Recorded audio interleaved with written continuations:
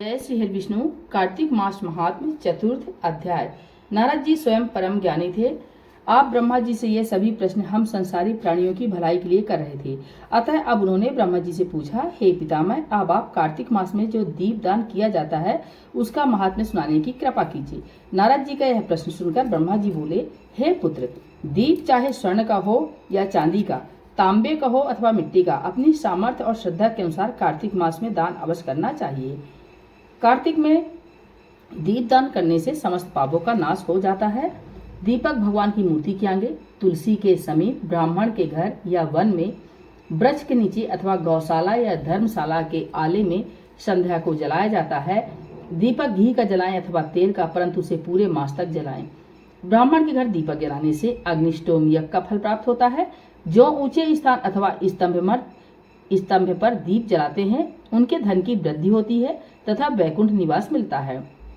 दीप जलाते समय भगवान से प्रार्थना करें और कहे, भगवान आपके ही निमित्त दीपक जलाता हूँ। कार्तिक में मथुरा, माघ में प्रयाग और वैशाख में हरिद्वार में स्नान तथा निवास करें तो यह अत्यंत ही उत्तम है।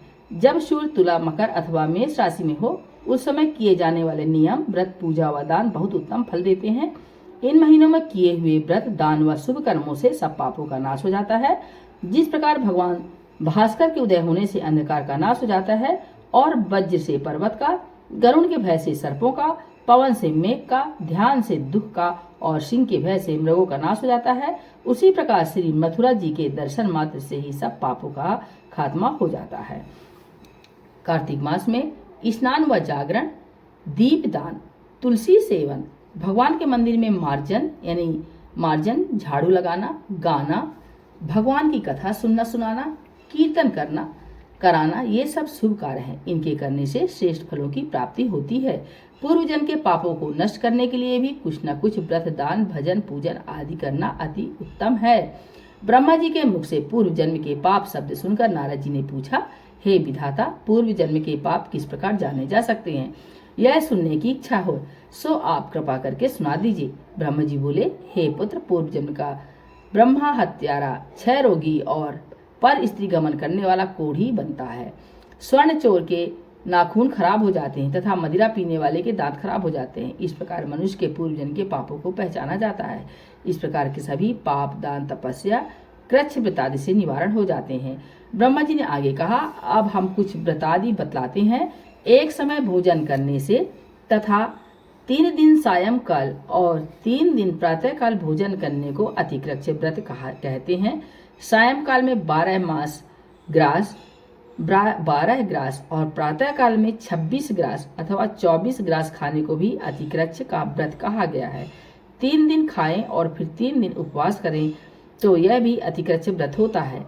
सायंकाल में 1 ग्रास और प्रातःकाल में 1 ग्रास, फिर 2 दिन बगैर मांगा हुआ तथा 2 दिन तक उपवास करें तो यह अतिकृच्छार्थ व्रत कहलाता है। 21 दिन तक केवल दुग्ध या पानी पीते रहें तो यह कृच्छ व्रत कहलाता है। 12 दिन उपवास करना पुराक व्रत कहलाता है। 4 दिन कुछ नहीं खाना, फिर सत्तू खाना या फिर छाछ पीना, इसके बाद पश्चात ब्राह्मण को दक्षिणा देना सौम्य कृच्छ व्रत कहा गया है। इसी प्रकार 12 दिन तक उपवास करना द्वादश कृच्छ व्रत कहलाता है। तुला पुरुष का दान करना और गोघृत, गोबर, दूध, दही तथा कुशा का जल पीना और दूसरे दिन उपवास करना यह कृच्छ संतपन व्रत कहलाता है। 3 दिन गोमूत्र, 3 दिन गोबर, फिर 3 दिन दही, 3 दिन दूध और फिर 3 दिन तक घी खाने से भी कृच्छ संतपन व्रत होता है। यह समस्त पापों को नाश करने वाला व्रत है। इसी प्रकार गूलर, कमल, बेल के पत्ते या कुशा का जल प्रतिदिन पीना भी ऊन कृच्छ व्रत है। 3 दिन तक उपवास करके ऊपर लिखी वस्तुओं को पिए तो पूर्ण कृच्छ व्रत होता है। पका हुआ दूध, घी और जल 1 दिन पिए और 1 दिन उपवास करे तो इसे तप्त कृच्छ व्रत कहते हैं। जल, दूध और घी तपाकर 3 दिन तक पिए और एक समय स्नान करें तो वह भी तप्त कृच्छ व्रत होता है। इसका प्रमाण पानी 8 तोला, दूध 12 तोला, घृत 4 तोला होना चाहिए। कार्तिक शुक्ला चतुर्दशी को भगवान का पूजन करना चाहिए। उस रात्रि को उपवास रखकर और कमर तक जल में खड़े रहकर राति भर भजन करने को जल कृच्छ व्रत कहा गया है। जो इस व्रत को करता है वह बैकुंठ को प्राप्त कर लेता है। कार्तिक शुद्ध सप्तमी को घी खाकर फिर एकादशी को उपवास पैतामह कृच्छ व्रत कहा गया है। यह पैतामह कृच्छ व्रत करने में दिन में भगवान श्री कृष्ण चंद्र का पूजन करे तो करने वाला तीनों लोकों में पवित्र होकर वैकुंठ को प्राप्त कर लेता है। कार्तिक शुद्धि छठ से 3 दिन उपवास करने से महेंद्र कच्छ व्रत हो जाता है। इसे करके मनुष्य दुर्लभ वैकुंठ में वास पाता है। 3 दिन अन्न भक्षण करने और 3 दिन उपवास करने से पत्र पंचक व्रत हो जाता है। इसे वैष्णव कृच्छ व्रत कहते हैं। यदि एकम से पंचमी तक केवल दही खाएं, फिर एकादशी तथा द्वादशी को भगवान का पूजन करें तो उसे परम कृच्छ व्रत कहा गया है। इसके करने से श्वेत दीप में वास मिलता है। जो शुक्ल पक्ष की एकम से प्रतिदिन 1-1 ग्रास कम करता है तथा अमावस्या को कुछ नहीं खाता तो यह चंद्रायण व्रत कहलाता है। 1 ग्रास 2 तोले अर्थात 25 ग्राम के लगभग मानना चाहिए। एक बार में जितना भोजन आसानी से मुंह में आ जाए इतना ही ग्रास होना चाहिए। कृष्ण पक्ष के आदि में 14 को 5 ग्रास और फिर प्रतिदिन 1-1 ग्रास बढ़ाकर एक पक्ष में 240 ग्रास पूरे करने चाहिए। इसे भी चंद्रायण व्रत कहते हैं। 2 सप्ताह गाय के चारों स्तन का दूध पिए, फिर 7 दिन तक 2 स्तनों का दूध, फिर 6 दिन तक 1 स्तन का दूध पिए, फिर 3 दिन अन्न जल कुछ न लेकर केवल वायु ही सेवन करने से सोमपान नामक व्रत पूर्ण होता है। यह व्रत समस्त पापों का नाश करने वाला है। गेहूं तथा चावल की कांजी, दही, दूध, घी, जल और पंचगव्य तथा निम्न की सब चीजें नियम पूर्वक कार्तिक मास में खाने से भी साप्ताहिक कृच्छ व्रत हो जाता है। इस व्रत को करने वाले को भी विष्णु लोक की प्राप्ति हो जाती है। बेल, पलाश, गूलर का काढ़ा और गर्म दूध पीकर एकादशी व्रत करने वाला द्वादशी को पारण करे तो निश्चय ही वैकुंठ में स्थान प्राप्त करता है।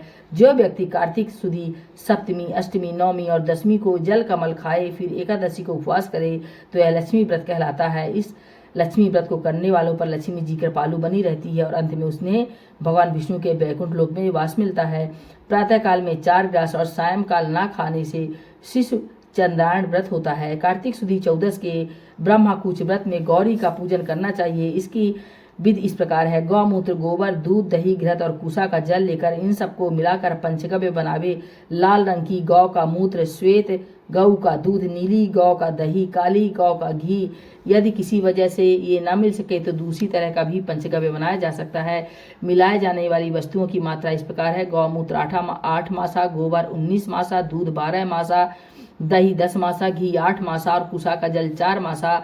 गौमूत्र गायत्री मंत्र पढ़कर गदम द्वारा से गोबर, पै पृथ्वी से दूध, दधि क्राव्यो मंत्र से दही, तेजोमसी पढ़कर घी और दवशेती मंत्र पढ़कर कुसा का जल मिलाना चाहिए। इसको कुसा के पत्तों में रखकर विधिवत हवन करें। वेद के मंत्रों से आहुति देनी चाहिए। इरावती इदम विष्णु विक्रमे शर्वती मनिष्ठो शौती, इन मंत्रों से आहुति देकर बचा हुआ पंचगव्य पान करना चाहिए। यह पलाश के पात्र में या स्वर्ण अथवा चांदी के पात्र में करना चाहिए। 1 दिन तथा रात्रि उपवास करें, साथ ही भगवान का स्मरण करें। यदि स्त्री व्रत को करे तो अपने पति की दीर्घायु की कामना भी करे। आंवला या तुलसी का पूजन करना चाहिए। व्रत समाप्ति के निमित्त ब्राह्मण को गौदान करना चाहिए। इन व्रतों को करने से व्रत करने वाला भगवान का प्रिय पात्र तो बनता ही है, इस लोक में सभी सुख और ऐश्वर्य भोग कर अंत में मोक्ष को भी प्राप्त करता है। इति 4th अध्याय समाप्तम। बोले भगवान विष्णु की जय। श्री लक्ष्मी नारायण भगवान की जय। कार्तिक मास महात्म्य की जय।